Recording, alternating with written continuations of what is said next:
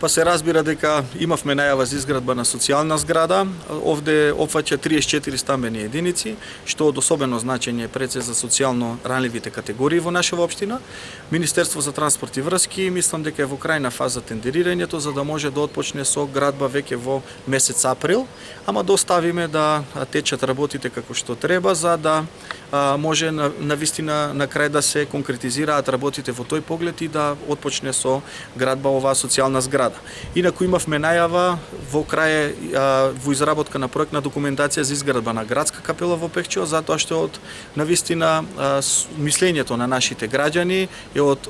како приоритет изградбата на градска капела, која што го имавме и во изборната програма 2017 година и навистина сметам дека со самата изработка на проектната документација која треба да се тендерира ќе биде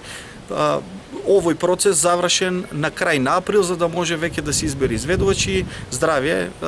мај да почне со изградба градската капела за да може да се заврши веќе до крајот на септември или порано да биде изградена градската капела која што ќе биде од особено значење за нашите сограѓани затоа што и текако е потребен овој капитален проект да биде реализиран во овој временски период. Исто така имаме и изградба, но пред се зависи од Министерство за транспорт и врски, грантот од Светска банка кој што треба да се добие за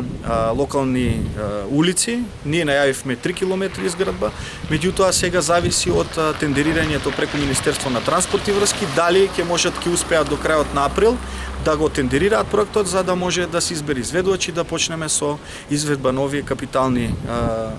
овој капитален проект во изградба на 3 километри улици во градот Пехчево, што ќе биде од особено значење за жителите пред се и нашите сограѓани во градот Пехчево, затоа што ќе се подобри и како сообраќајната комуникација на самите сограѓани, затоа што навистина е во лоша состојба патната инфраструктура во градот Пехчево и тоа ќе придонесе навистина не само за побезбеден сообраќај, туку и за подобра комуникација не само на нашите сограѓани, туку и на сите туристи кои што ја посетуваат нашата општина.